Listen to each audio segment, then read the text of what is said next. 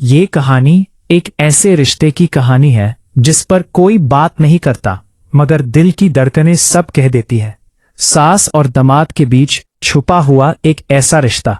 आइए देखते हैं ये कहानी कहाँ तक पहुंचती है। सास सहन में पौधों को पानी लिगा रही थी। दामाद बाहर आया, उसकी नजरें ठहर गई। सास ने चौंक कर देखा, कहने लगी, ऐसे देखने की आदत अच्छी नहीं होती। दामाद सास की बात सुनकर वुस कर आया, कहने लगा, कुछ खूबसूरती ऐसी होती है जो नजर झुकने नहीं देती। सास ने अपना दिल थाम लिया और उससे नजरें हटा ली। थोड़ी देर के बाद सास किचन में बैठी सब्जी काट रही थी। दामाद आजता से उसके पास आया और उसका हाथ थाम लिया। सास के हाथ से चूड़ी नीचे गिर चुकी थी। दोनों के हाथ जुड़े हुए थे। सास घबरा कर बोली, बेटा ये ठीक नहीं, मगर वो अपना हाथ अपने दामाद के हाथ से छुड़ा न सकी। थोड़ी देर के बाद दामाद ने अपनी सास का हाथ छुड़ा और अपने कमरे में चला गया। रात हुई तो बारिश जोरों बरस रही थी। सास बालकनी में खड़ी थी।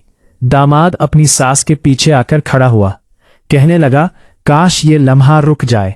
सास पीछे पलटी, कहने लगी, तुम्हारे अल्फाज हाथ से आगे बढ़ रहे हैं। दामाद अपनी सास के और करीब आया। बारिश की बूंदों में एक खामोश तशैश थी। वो थोड़ी देर अपनी सास को और से देखता रहा, उसके बाद अपने कमरे में चला गया। रात को बिजली गई तो सास चारपाई पर बैठी थी।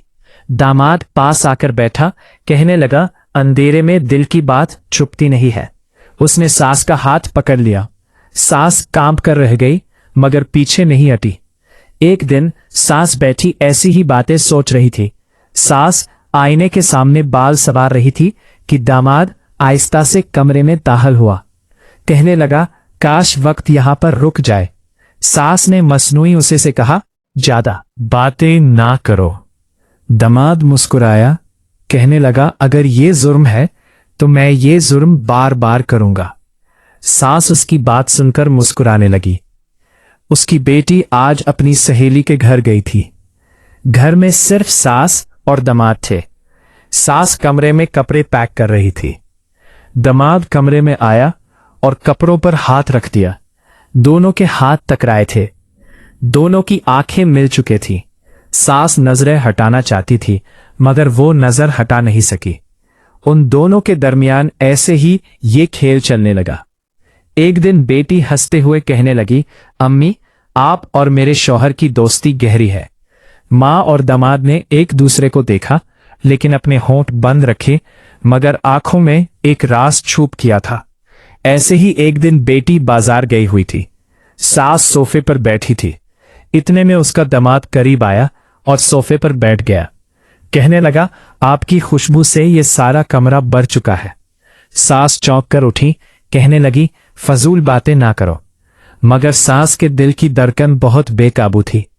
थोड़ी देर के बाद सास किचन में बर्तन धो रही थी कि दामाद उसके पीछे आया। आकर उसका हाथ पकड़ लिया। सास पलट कर उसे देखने लगी। सास की आंखों में एक शरारत थी। उसके दिल में एक हलचल थी। दूसरे दिन बारिश फिर रोने लगी। दामाद ने सास को छतरी दी। छतरी बहुत छोटी थी। दोनों एक दूसरे के करीब आ चुके थे। सास ने थोड़ा शर्माते हुए कहा, बेटा ये गलत है। दामाद कहने लगा, अगर गलत है तो दिल क्यों नहीं मान रहा। सास दामाद की बात सुनकर खामोश रही। उसने अपनी नजर झुका ली। रात का वक्त था। बेटी कमरे में सो चुकी थी।